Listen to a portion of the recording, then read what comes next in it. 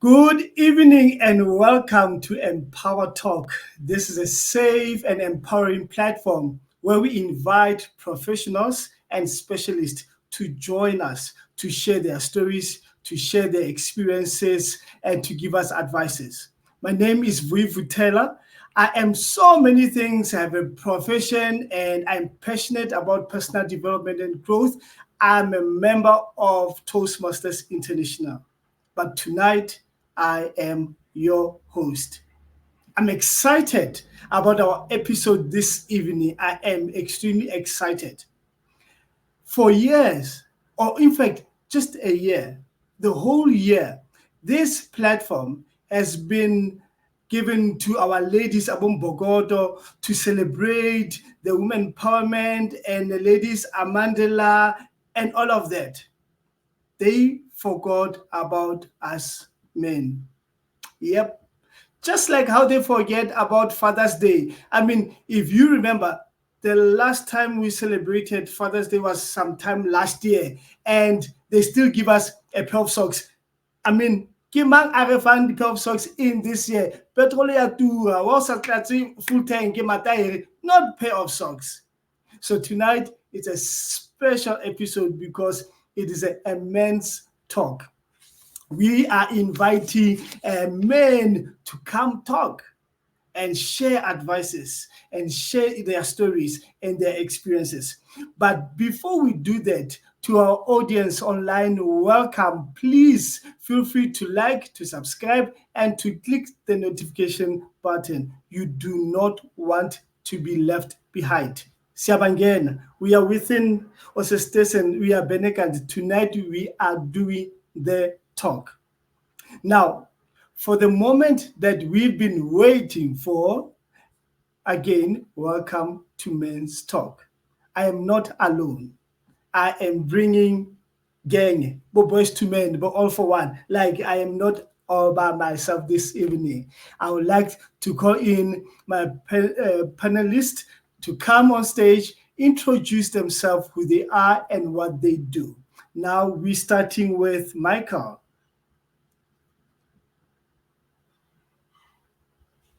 Hi, Michael. Hi, good evening, Vui. How are you doing? Very good, and you?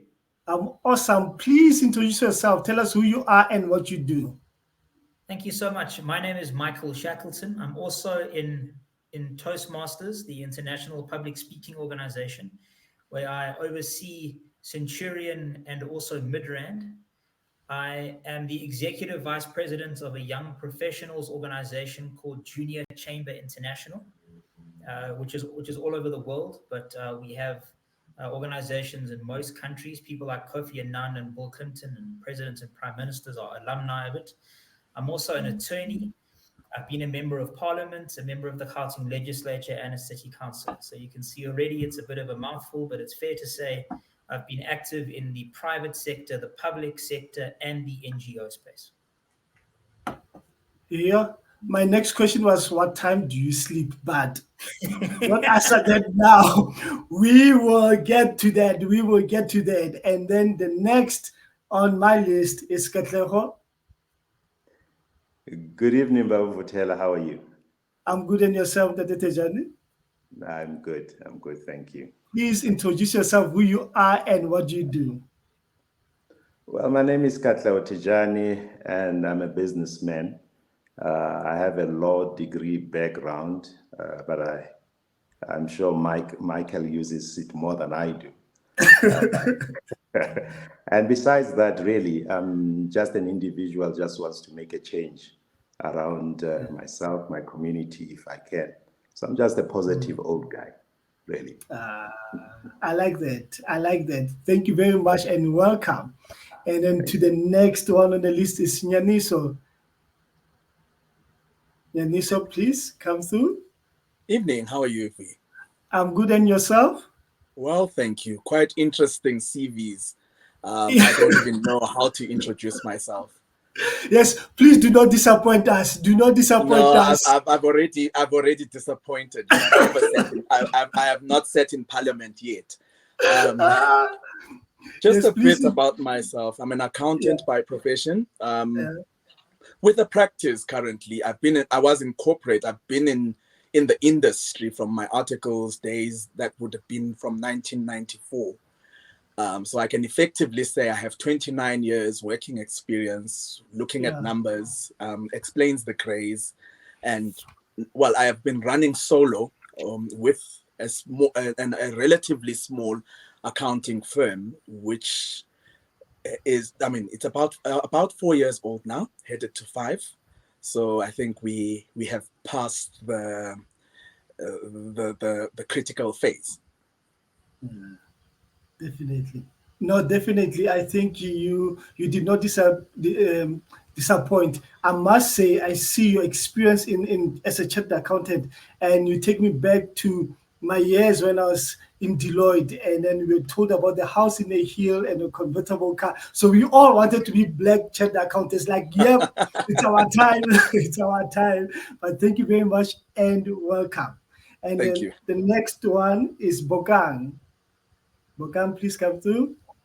Well, I know for a fact you certainly set me up after parliamentarians, attorneys, accountants, business people. Then you ask me who I am. I'm just Bokang Modise. By profession, I'm an internal auditor.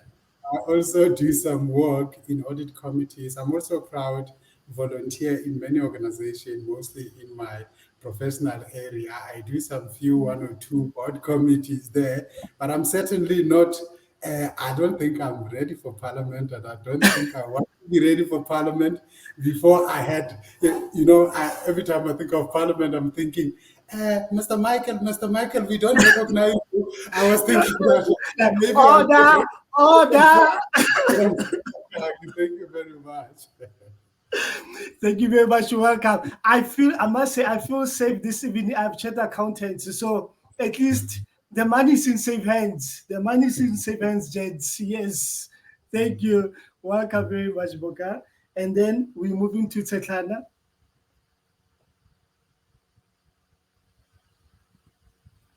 Hi, Tetlana. Welcome. Hi, Vui. How are you? Awesome. And yourself, my brother. I'm all right. Did you perhaps get the order wrong? Were you supposed to start that end and finish the other end? Because everyone is like... I always like to leave the best for last. Like No, you're supposed to build up, my brother. You're supposed to build up. But anyway, my name is Tetlana, otherwise known as Alan. Surname Shadum. I'm a mechanical engineer by profession. I'm currently working in the maintenance space. And I'm the president of Transnet Trailblazers Toastmasters Club. And that's all about me. One day we'll do Parliament, one day we'll do businessmen, and the likes. But for now, just president of Toastmasters Club. Welcome. Definitely you are in the right track. I always say, trust the process. I'm sure that's where Michael started and Lugo is. That's where everybody really started. So definitely you are in the right track and you are not disappointed at all. Welcome very much. Fantastic. Thanks. And then saving the best for last. I mean, because if people thought that they had CVs, wait to this until you hear this one. Please, Leander, don't disappoint, please. I can't disappoint. Because I mean, what's fun times like honestly speaking, I go by the name LDK. For those wondering who I am, I'm a singer, songwriter, all the way from Pietermaritzburg. Also consider myself a musical gymnast. Also just currently dabbling into production as we speak. I'm also just trying to always, expand my profile and expand my name and just grow the brand always. So yeah, that's who I am in a nutshell. So yeah. Awesome. So do you also sing Muscat? I can try. I can definitely influence. I can definitely take different sounds and try to come up with something unique and different. We're looking forward. Yeah, definitely. We're looking forward and welcome very much. Welcome. Thank you very much and welcome. And to our audience, this is my panelist. I'm excited. I actually, as the gentlemen were introducing themselves, I'm thinking, so if Reshapa Brai, we know Kimang who's going to buy ice, we know who's the DJ, we know who's collecting the money. to buy the meat, who's gonna set up. We have everyone. We have everyone. So give full house. Give full house this evening. To our audience, please remember to like, to subscribe, and click the notification bell. Actually, our live chat is even open. So if you want to make comments or shout out to the gentlemen who are joining me this evening, feel free. Feel free. We are relaxing tonight. We are having men's talk. So, kushushu, watch this. Now, gentlemen, I've been sent this evening. I've been sent. Kina tumamina. The ladies wants to know, what do we talk about when we sitting? Slelenje as majida. We sitting and we chilling. What do we talk about when our partners are not there? So I attempted to ask about, don't try to be a hero. We're sending you to go ask them, what do you men talk about? Because we've been accused that we don't talk. So because our episode this evening is men's talk, this is our opportunity to show them that an hour is nothing. We can do this. We can do this. So let me start. I know I see somebody already laughing. I'm sure he has a lot to tell us. What do we talk about when our partners are not there? But I'll start with you, Boga. Are you serious now, man? You have to start with me. You know what? Normally I don't talk.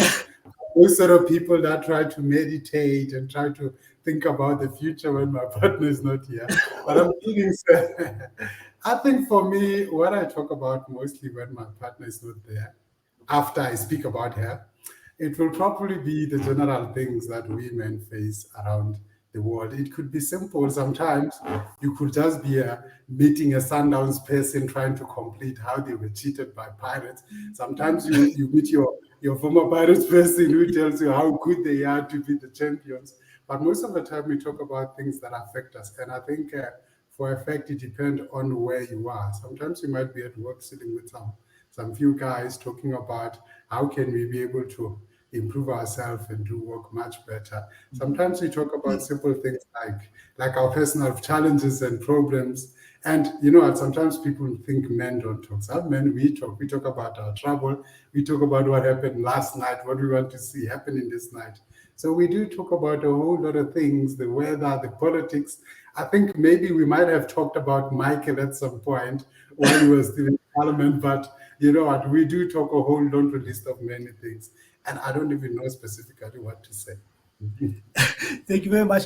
I must say, I like your choice of words you say after we talk about your woman. And you do not say after you complain. You say after you talk about. So I like that. You are safe. You are safe. Thank you. Michael, if you're not in the parliament, what do you talk about when you sit here and chilling with guys? Well, honestly, we speak about women. And we speak about speak about women. We speak about soccer. Sometimes we talk about success and plans to make money. But often, I think we'll talk about soccer most of the time, and organizations. And I think as men, maybe we like power and influence somewhat.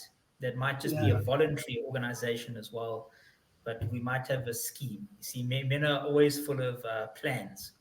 So you might have a plan, whether it will just talk to this guy, please talk to this guy for me. But I think as men, as brothers, we do try to help each other up in life, and we just maybe what some of this is about as well. That women do think it's the easiest thing in the world to be a man, but it's not, and we have to really help each other in this life, and there are extremely high expectations on a man, especially to be able to provide.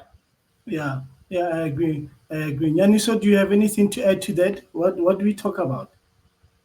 Well, I must be honest. I wish there was one topic or something uniform I can say we talk about. Firstly, I'm not a gender conscious person. So whether a room is strictly men, half female, etc., the conversation depends on the setting. It depends on how we read the room. If you are in a room and they are talking football, that's the conversation, and then the next conversation will lead to the next. If you are in a room and unfortunately they are discussing people, that's the conversation. They will discuss people, and we move right along to the next topic. It's all about reading the room. There's nothing, I believe, men discuss. I know there's curiosity, especially from the female counterparts. What do they discuss? There's nothing out of the ordinary I've heard being discussed, which they can't discuss in front of them. Yeah. Nothing at all. So they should not even be curious. It's nothing. They should not be curious. There's nothing. I mean, yeah, and quite often you see with the partners, men have this. A lot of men have a great respect for their partners, or they like to appear to have a great respect for their partners. So they always speak highly of their partners in their absence. So unfortunately, because you are not there, you would assume that, what are they talking about? You'll be very surprised. It's actually painting you in a positive, which paints them in a positive as well. Like they made a great choice. I agree. I just got a message now from one of our chats. He says, no, we have to be more specific.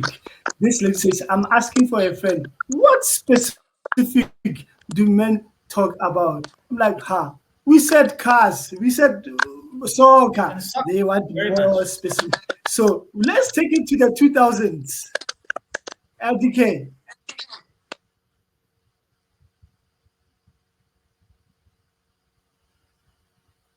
When I say sports, I mean soccer in particular. Yeah. I'm a huge fan of soccer, right? We always argue, we always have debates about the best teams out there. But also with me, in most cases when I'm around, I like to talk about music the whole time, right? I like to talk about growth. I like to talk about where we see ourselves in the future, right? Like how we can grow the arts, how we can perfect the arts, the crafts, and how we can sort of collaborate and just come together to create something quite solid as a unit, as a gents, as a guys together there. So with me, when I'm with the guys, what we talk about is mostly growth and just moving forward in life and just bettering ourselves as guys, as people, and educating each other, I feel like that's very important whenever you're associating yourself with people, especially guys, because you can get a bit silly sometimes. Let's be honest. I know each and every person here, especially because we all men, it can get a bit silly sometimes. We joke around, we joke around sometimes, we mess around sometimes, but definitely at the end of the day, when we together, it's very important that we have productive conversations that can lead to something very greater in life, educating each other, and just being better people. So in a nutshell. I like that. Educating each other. Katleho, what do we talk about?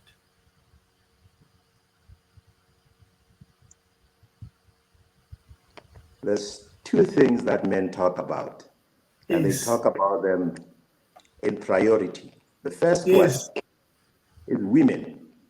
Yeah. They talk about their grandmothers, their sisters, their aunts, their nieces, their partners, and their loved ones.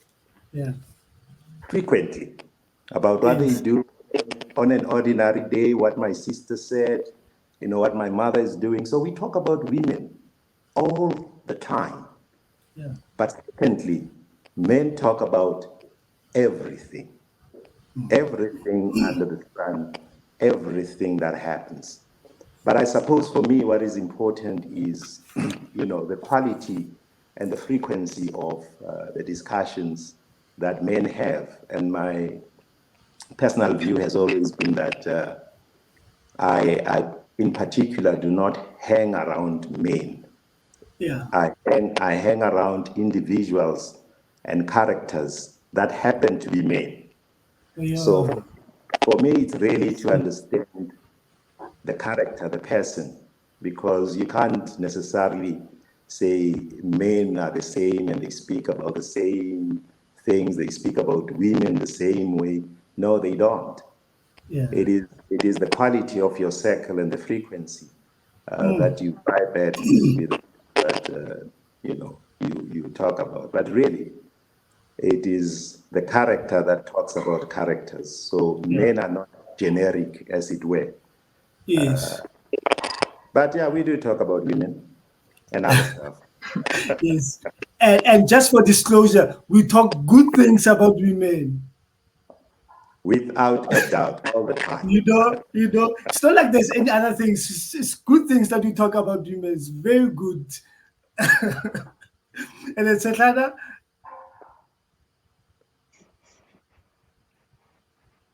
I think they've covered it all. But I think mostly it depends on the setting. But predominantly for me, I think settings that I end up in most of the times is about soccer and the best teams, as LDK was saying, like, Arsenal is the best team, that type of conversation. yes. And if you want specific, then we talk about how VAR is messing everyone around. VAR is the video assistant referee that's been introduced into soccer and how we don't like it. And we fight over the decisions that they make, but not literal fights, but conversational fights. Yeah. And then we also talk about women. I mean, that's a given. I mean, if I'm hanging out with my single friends, I always ask them why they're not married. So that's another way of talking about women. So yeah, man, those are some of the conversations that we have. Thank you. Abosisi, our dear sisters, you heard for yourself. This is what we talk about when we're chilling and relaxing out there at the car wash around the corner with our gents, drinking whatever we're drinking. Just soccer, weather, politics, things that empower us as men, business ideas, what this one is doing, how we can help each other. That's all that we're talking about. I think it's very, very, very specific. So So next time when we come home, don't say, what were you guys talking about? Because now you know the answer already. Remember, to our audience, please subscribe, like, and click that notification bell, because tonight it's Men's Talk. Now, that was just an icebreaker to get to bring into our space as men. Remember, I said for a whole year, this podcast platform was given to the ladies. Now we are claiming what is ours. We now cementing ourselves, occupying the space now and cementing ourselves that, hey, we are also here as men. We also do talk sometime. We might not fight for it, but we do talk. We do talk. We do. If you give us space, we talk. Now, talking about the talking as men, we move on to expectations. Your expectations from our society, from our families, from our communities. What expectations did you experience, gentlemen? What expectations did you experience from your family, from society, including from our culture? Because some cultures demands and dictates that there has this and this has to be done. So what were the expectations, or what are the expectations that you experienced or have experienced, and how did you deal, or you still dealing with those expectations? Abukatla, let me start with you. The expectations.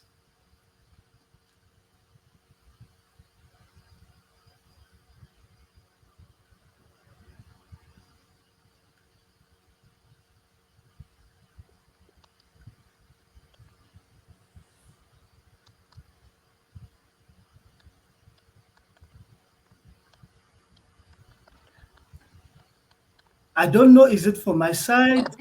I could not hear you, sir. Let's try again. Can you hear me? Yes, now I can hear you. Yes, thank you. Great stuff. Thank you. Apologies for that. What I was saying was that expectations are a natural consequence of being a social being. Yeah. When an example is that, when you are young, you go to school, you're expected to pass by your parents as expectations. When you finish school, you get a job, you're expected to do well. Even in your own career, in business, you're expected to do well. But that in itself brings other expectations from family members, society, colleagues, but also from yourself. You expect certain things, from yourself as an individual. And as an individual, you also, are multifaceted as an individual. You are an uncle, father, you are a politician, you are something. All these expectations, all of them are upon you. But the way I've always seen it is that because of the fact that an individual is multifaceted, as I said, you are a lawyer, you are an engineer, you are a father, you are an uncle. So you have to deal with all these expectations all the time. The question is, how do you manage them? But you can't run from expectations. You have to manage them, accept them for what they are. And I suppose if you don't think too much about them, it is easy to carry them, because if you're an uncle, you're exactly that. You don't necessarily have to think hard to switch positions from being in a boardroom, with perhaps shareholder expectations that you need to deliver upon. But I suppose at home too, when you're sitting with your grandmother, she still expects you to make tea for her and deliver it on a nice saucer, So there are always expectations. It's in the how you, as the young people say, it's in the how you hang with the expectations, I suppose. So give us a specific expectation that you felt it was too heavy for you to fulfill.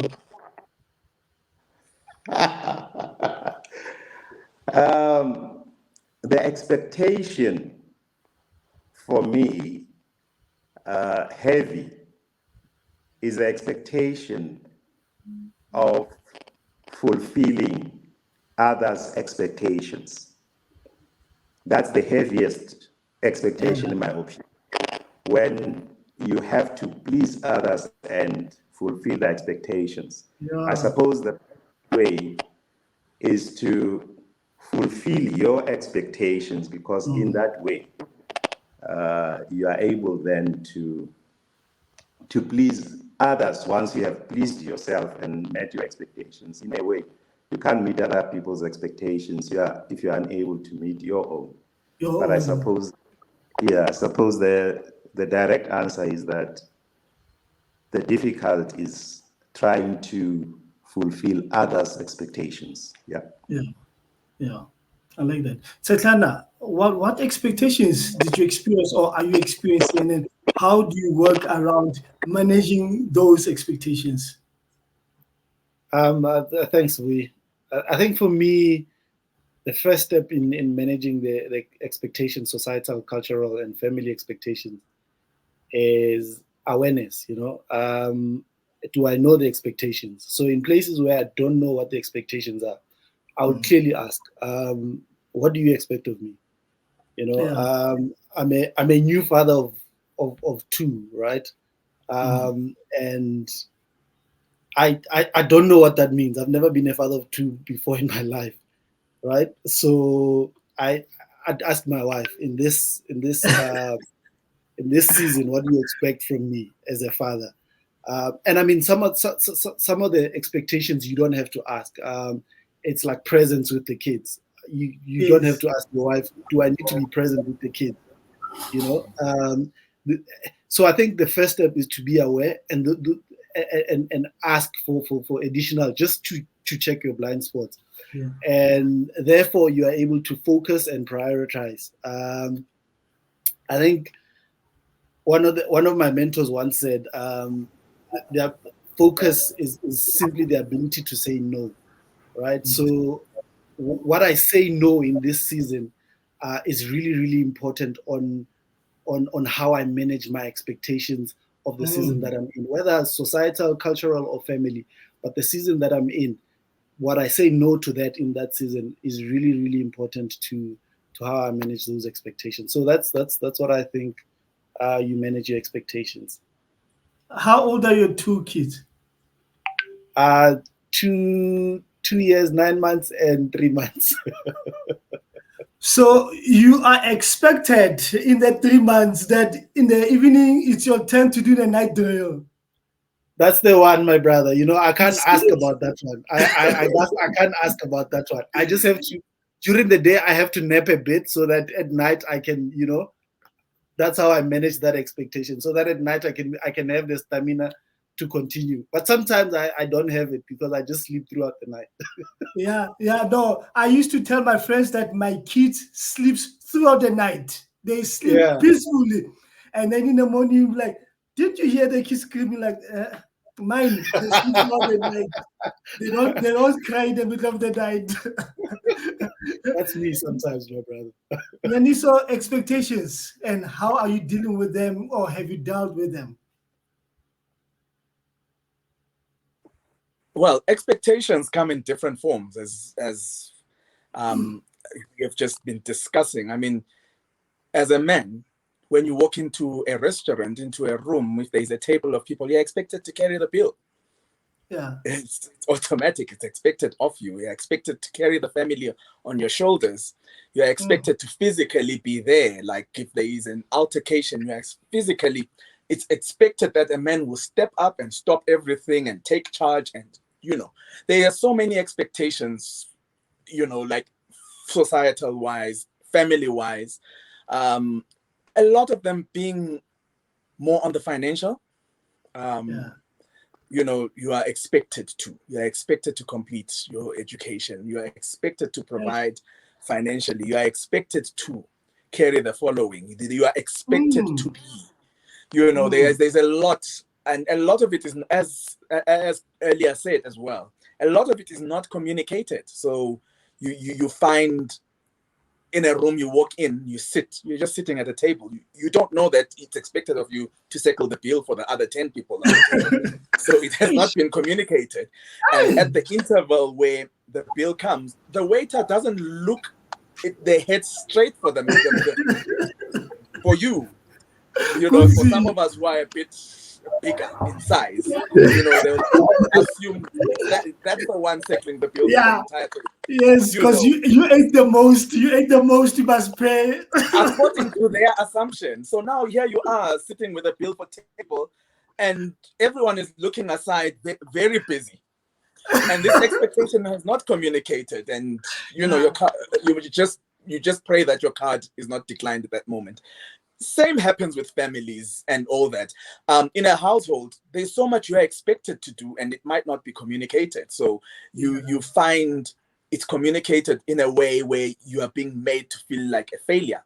Like, I mean, there's a man in the house, but the globes are not changed. But you did not walk into all the rooms, did you? Yes. You were not aware that there are no globes in the other room. You were not aware on your way home that you had to stop by and buy A, B, C, D. So it's often communicated in a form of being highlighted as a failure. Lack of a better word to say, but you know, I don't have fuel in my car. I didn't drive your car. Yeah. But those are the kind of expectations I think I have observed. And how to overcome it, I mean, deal with each expectation as it comes and be as transparent as you can be. I'm a very transparent person. 10 people are on this table. I was invited as well. My bill is 300 rands. Who's paying next? You move right along. Yes, I like that. I like that. Yes, you put your 300 there and then leave it. You know, so that's my 2 cents worth. You know, I asked myself, at what age these people or these beautiful ladies, they learn expectations. I mean, you get home and then my daughter will be like, Daddy, did you bring me something? Like since when? I'm worried that your school fee must be paid. There must be bread for your lunchbox. You still want something on top of that. And then just as you bypass that one, the mother is also waiting. So no chocolate nyana or how? Michael, are you experiencing that? Yeah, well, do you know what? I think that there are extremely high expectations on a man in our society. Yeah. And men probably don't talk about it enough amongst one another. And I think maybe women don't necessarily appreciate that men do have daily struggles simply to survive. I mean, and simply to provide and even to maintain a certain image. There are honestly stories of a man, for example, leaving the house for the day to keep up the impression that he has a job or he still has a job where maybe he's been retrenched and so on, and to keep up appearances. And it doesn't necessarily mean that in every situation in South Africa that it's only the man providing. There are obviously many incidences of two-income households, and we do find women CEOs of organizations and state-owned enterprises, and we find cabinet ministers. But I think those are the outliers, and that there are extreme expectations on men. And I think maybe sometimes, if not often, as men, we don't feel that our struggles are being realized or even thought of, and that if we voice that maybe we have difficult days, or we have a difficult month, or we have a difficult year, maybe we're earning half this year monthly than what we earned last year, or that we're struggling to find employment. Now, I think we fear being laughed at as men. That somehow society will denigrate us, and we've seen so often, more than not, that men fall into depression, and they feel perhaps they shouldn't even be alive in this world where they are in a jobless situation. Such are the expectations on a man in our societies. I would just urge people that have these expectations that yes, we do know that we do have to meet these expectations, but maybe to understand sometimes that it is difficult, and we are doing our absolute best no matter the circumstances, but to have maybe more patience and kindness and understanding at all times when maybe we are in a difficult situation, and maybe whether it's the wife or the daughter expecting something that maybe can't be delivered tonight or this month or this year. Yeah, yeah, yeah. I must say, from how we were raised as well, at some point you don't even given a platform or opportunity to tell them that, hey, kunzima, it's tough. No, you're expected. Like Anya used to say, you are expected to say, do exactly what is expected of you. Because if you don't do it, who's supposed to do it? As Jenso say, if you don't pay the bill, who's supposed to? Because you are there, you ate. So settle it. Leander, expectations, my brother, from family, society, culture.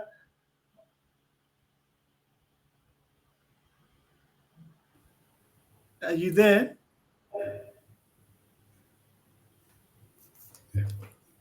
Sorry, I can't hear you.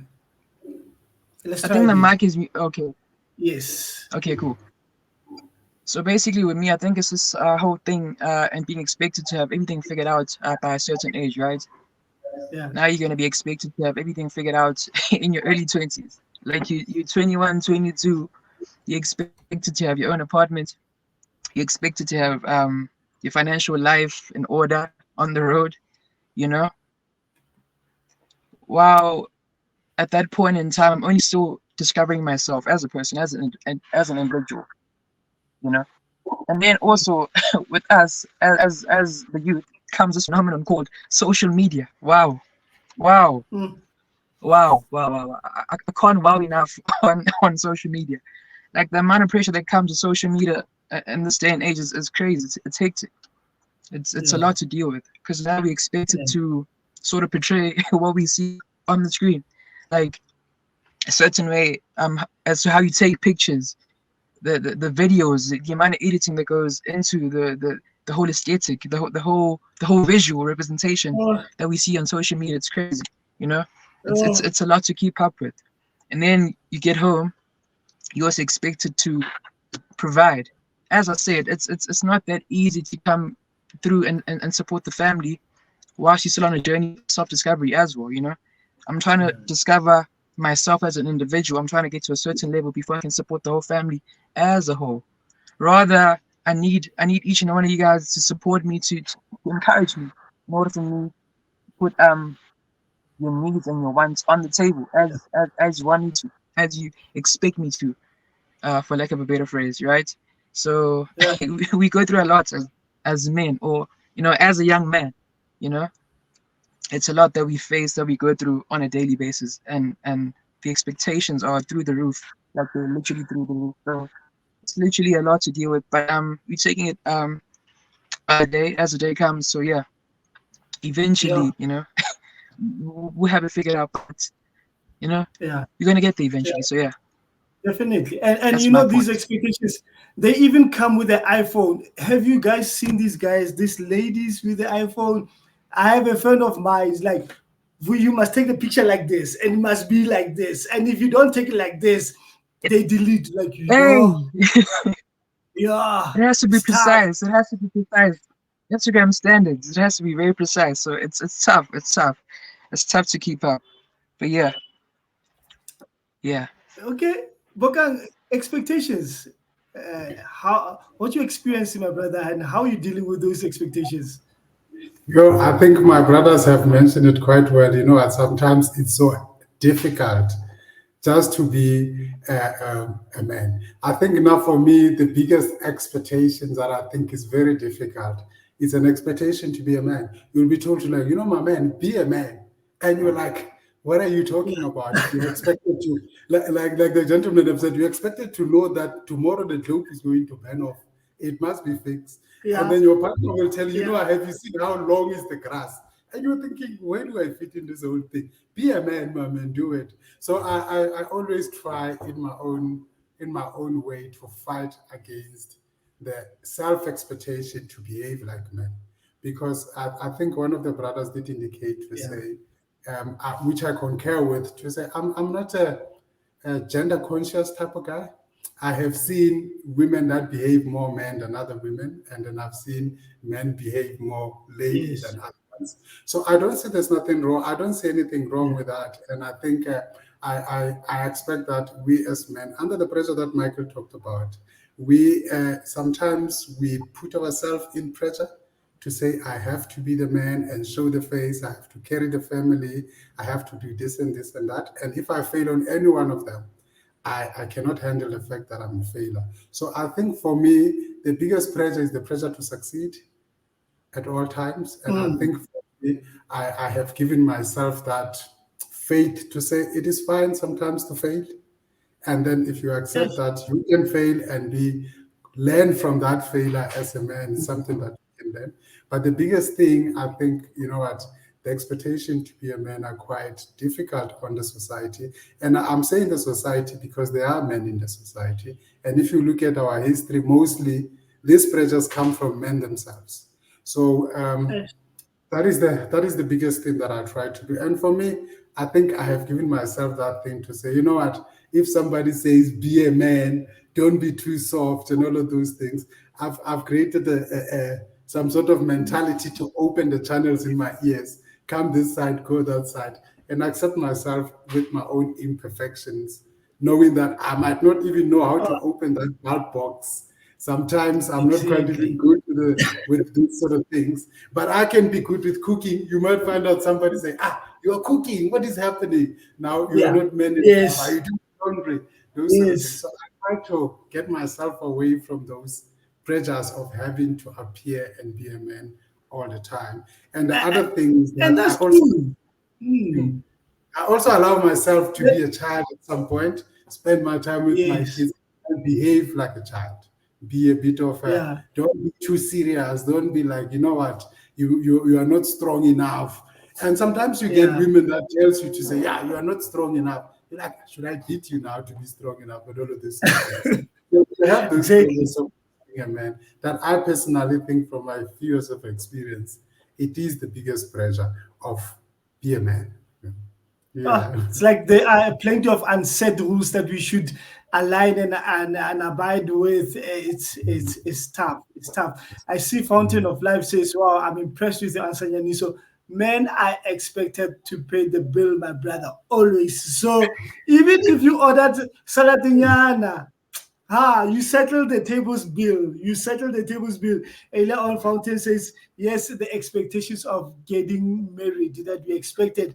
Conversation with the little one says, loving this conversation, gentlemen. The iPhone pressure. So there are a lot of pressure on us men. It says, it's also in your 20s. Yes, you're expected to get married and start a family. You know, like while you're discovering yourself, they say, no, we want family, children must be there. And while we want to be financially independent, I like that. I like that.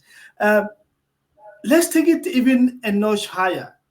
We were told that there is listoisis, we should not eat polony, we should not eat noodles, we should not eat, I think now recently it's biscuits. I see you today. It says, what do men normally talk about when they're together? Today we answered that. We answered that one. Don't you wanna catch us? We said. Okay. Listoisis, baloney, that we should not eat baloney, listoisis. But when we move on from that, they don't tell us that now you can eat tin fish, you can eat baloney, you can eat noodles and biscuits. You just see people continue eating. Tell me, gentlemen, let's talk. Are we still pushing the notion of men don't cry? Are we still pushing that notion of men don't cry? Or it's like listoisis, we will see as we go. Sometimes we cry, sometimes we don't cry, we are men. And sometimes no.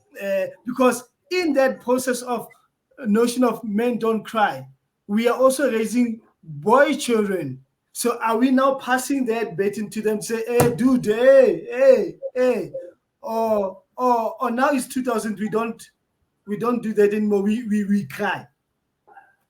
Katlego. Oh, vui. Men, gentlemen, brothers, cry a lot. Take it all out. I cry a lot. I think we need to change that. I mean, growing up, as you said, young men are be tough, don't cry. But I've discovered crying is actually healing. I cry a lot. I cry for happiness. When I'm happy, I cry. Out of sorrow, I cry. I also cry for other people. I'm personally an empath, so I feel other people's pain. So sometimes I cry for them. But crying is so healing. It's so soothing. And sometimes you need to taste your own tears, man. They are salty, sometimes they are sweet. But cry, gentlemen. Cry. I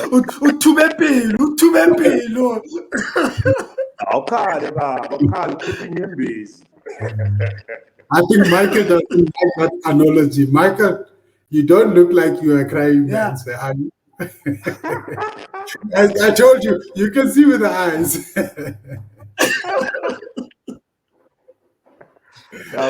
Crying is Jabulani says here, he's writing an article on why men should redefine manhood for themselves in the same way women should define manhood. Jabulani, please in there include a chapter of men crying or Kalabafu. Kal. Keep in your base. Nyadiso, what do you think? Should we still cry or men don't cry? I'm going to say something which is totally different from what has been encouraged by many. Many people encourage men to cry. Let's take it back to where it came from, where they said men don't cry. Let's take it to your family, you're a family man, you're walking into hospital, your child has been in an accident, is in ICU. Let's take it to that moment where you assume that expectation we were talking about, where now you are expected to fill in the forms, you are expected to do. So at that interval, unfortunately, according to me and what I believe, I do not have the right to cry at that interval. I need to be the one to keep things together for the family. And at that interval, then men do not cry. I will find my moment to cry and test the salt in my tears at a later stage. So I think it was directed to specific scenarios where maybe they are saying a man must step up at that interval. Unfortunately, by virtue of gender and expectation, as you put it, we cannot erase that. We can even take it to a corporate scenario that, without mentioning, I don't mention names of companies I work for or have worked for or interact with. They are symbols of black excellence, totality. They are these men who are seen as symbols, the ultimate CEOs. And when they break down, be it in a press conference or etc., when they break down at that interval, a lot of confidence is lost in them as a leader, from the right at the bottom to the top. So from that perspective, I say selectively so, men must cry, but not only in terms of gender. We must know when to cry, perhaps. We must be able to know when to assume certain expectation, as we would put it. And then there will be a time where you can now break down. It's a slightly different view.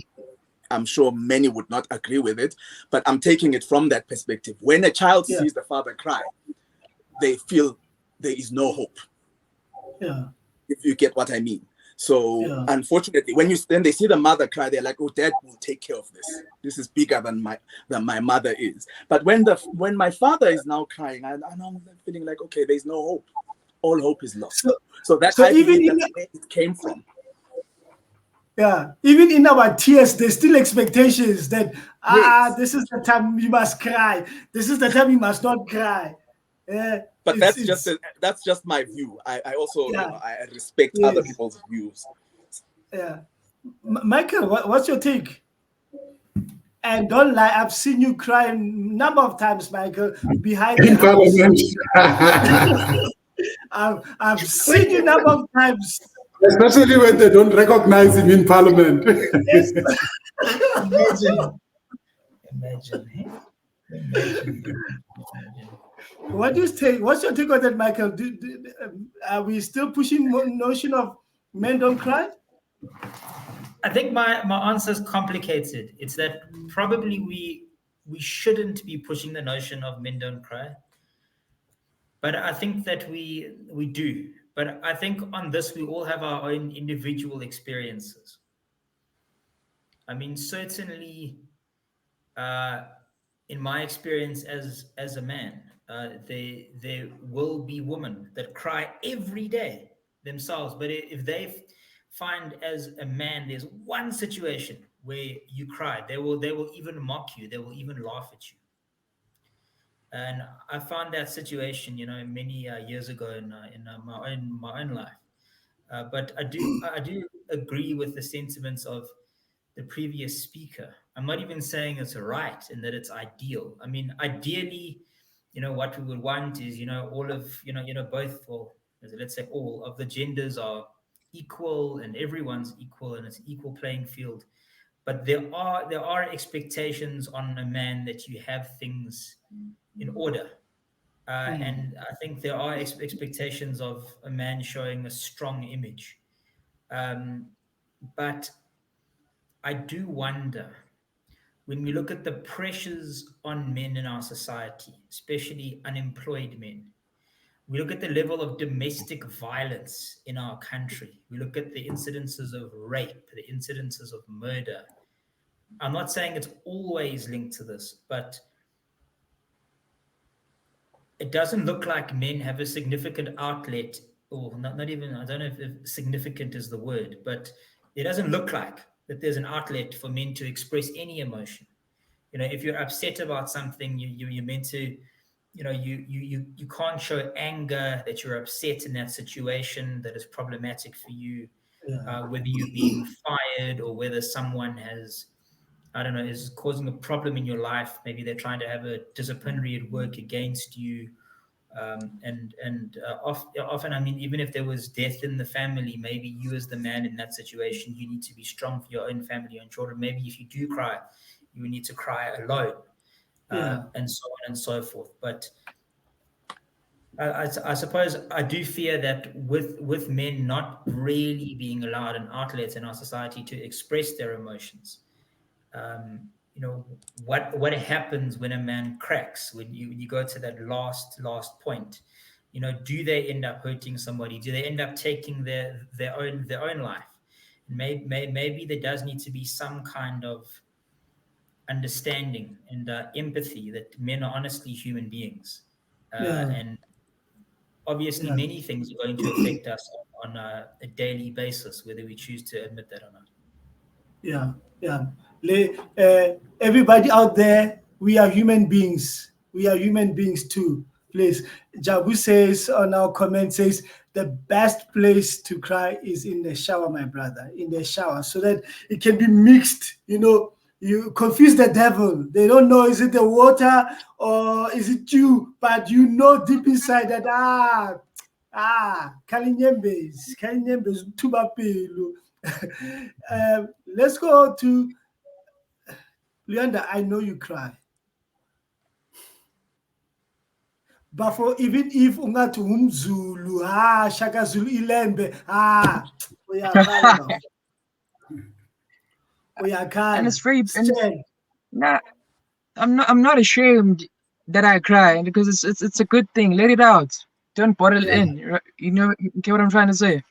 Yeah. It's very important to cry. Like I believe in letting it out, because I don't want to like move on in life and then get to a certain point and then things get really ugly. Like Yes. I don't want that for myself. So it's very important to cry. And also, as we've been talking throughout the past couple of few minutes, it's very difficult being a man.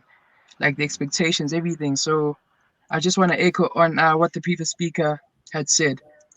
Cry, but be selective as to where you cry, right? Yeah.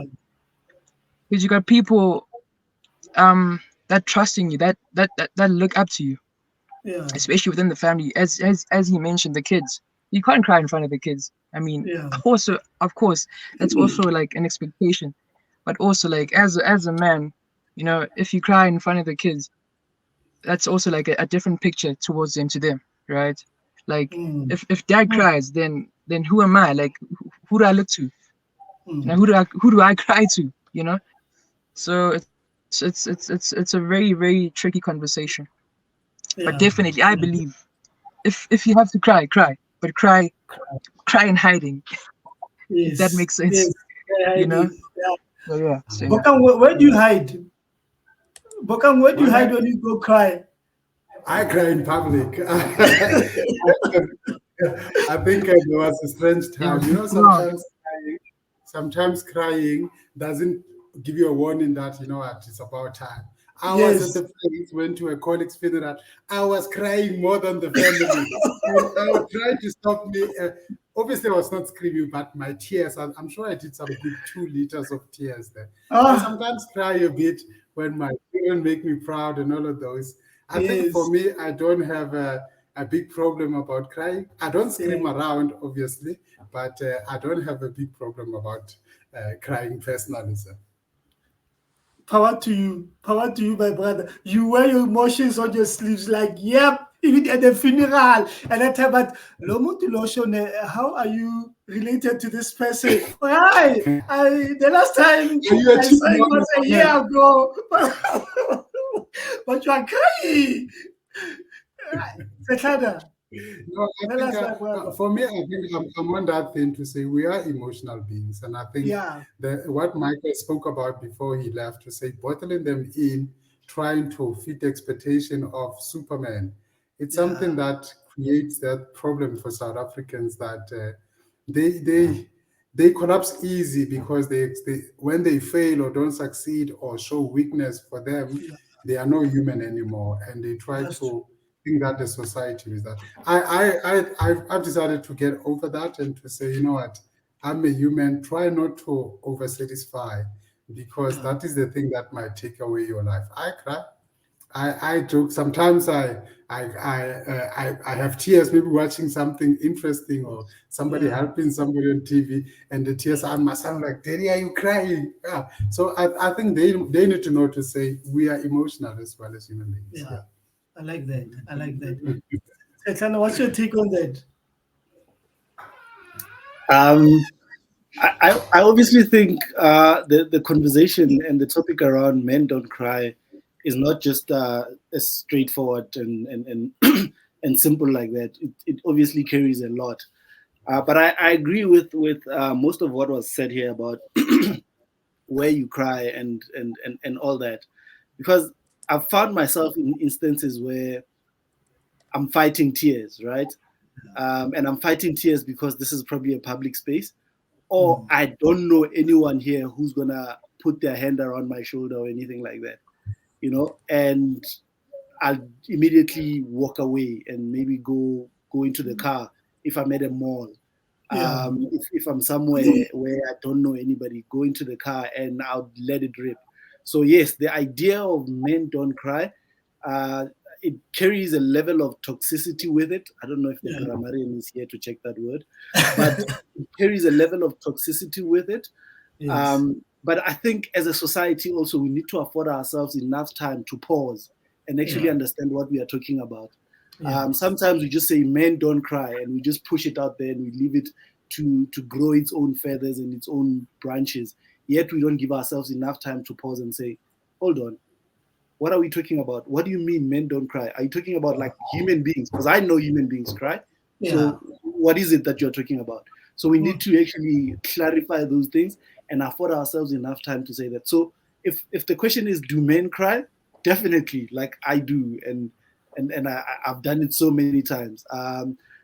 Where do we cry? It's another conversation altogether. I think the space needs to be safe, and I think it's generally like that for everybody. I'll give an example. I see we over time, but I'll give an example. I was at a mall recently, and I wanted to print my ID at these printing places, right? As I was walking in to print my ID, there was a lady who works behind the counter who was crying, and she was walking out of the store, right? And that just tells me that, hold on, she didn't find this space to be safe for her to cry. She had to, and I mean, it's a lady, it's not a man that needed to hide it yet, right? So I think just as human beings, we are cognizant of the idea that we need to cry. It's important to cry, but where you do it, I think is also important. And sometimes when you're in that emotional state, it's hard to think, where can I do it? Then I understand. But if you are still able to say, is it safe for me to cry here? I think then you have the strength to move and go cry where it's safe, where you get an arm around you, where you can talk to somebody, get someone to comfort you, rather than cry in a place where you'll be ridiculed. Thank you very much. Ladies, you heard it. Men do cry. Allow us the space to cry. Sometimes we do cry in the shower, but we will cry. A conversation with the little one says, I'm bringing up boys and I'm quite intentional about correcting these societal myths, emotions, expressing feelings, etc. It's all part of being human. Thank you very much.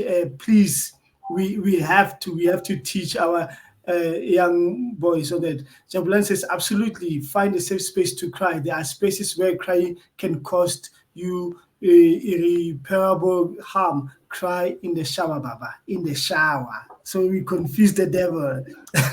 Thank you very much for your comments. Now, gentlemen, closing comment, 30 seconds, 30 seconds.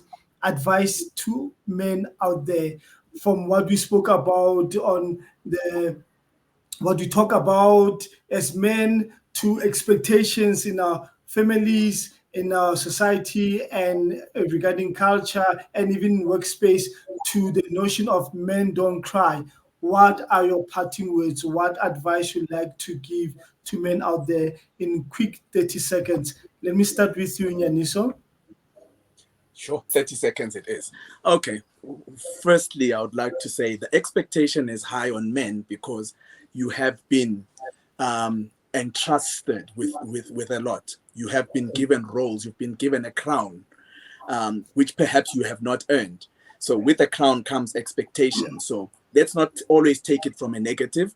Let's also understand what the expectations, where they come from, and let's get more understanding of because as a leader, ultimately, because if you're given a crown, you're given that mandate to be a leader. As a leader, nothing surpasses having understanding and having more information. Thank you very much. Thank you very much. Thank you very much. I'm even writing down like it's like 30 minutes was too short.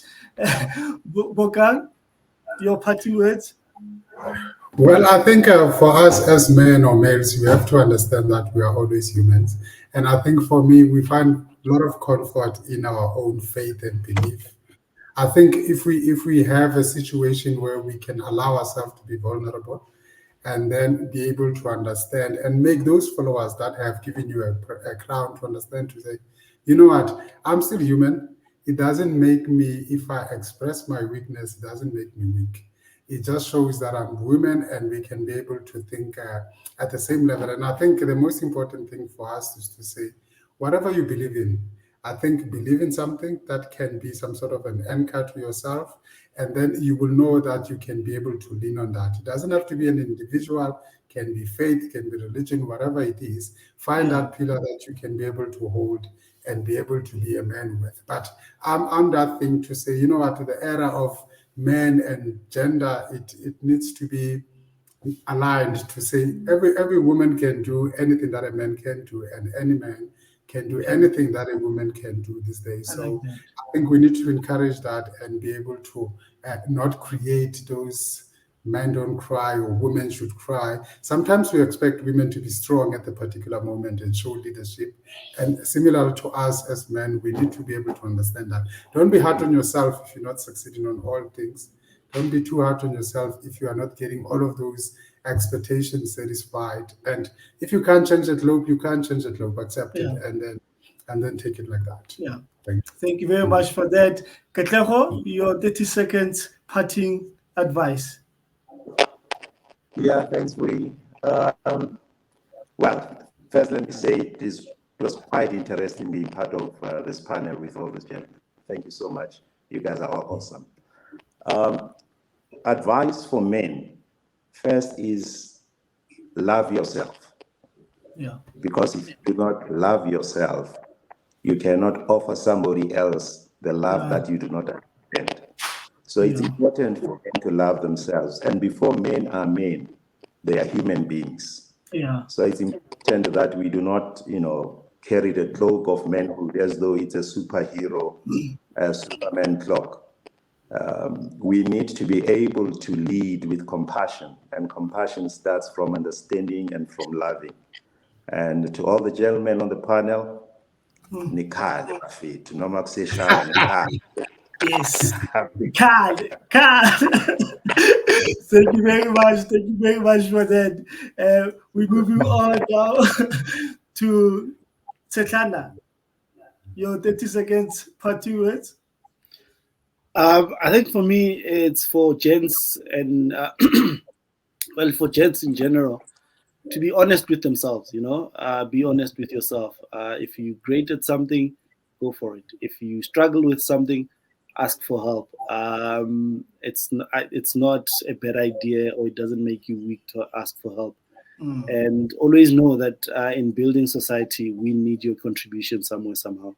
Thanks. Yeah. Thank you very much. Thank you very much for that. And then, last but not least, Luanda and DK, your 30 seconds parting words. I'm simply going to close off by saying, take care of your well-being, and also just take care of your mental health, because you can't pour from an empty cup. So basically, that's my closing. Those are my closing words. Yeah. Thank you very much. Ladies and gentlemen, you all heard, and thanks for joining Men's Talk from Empower. You heard.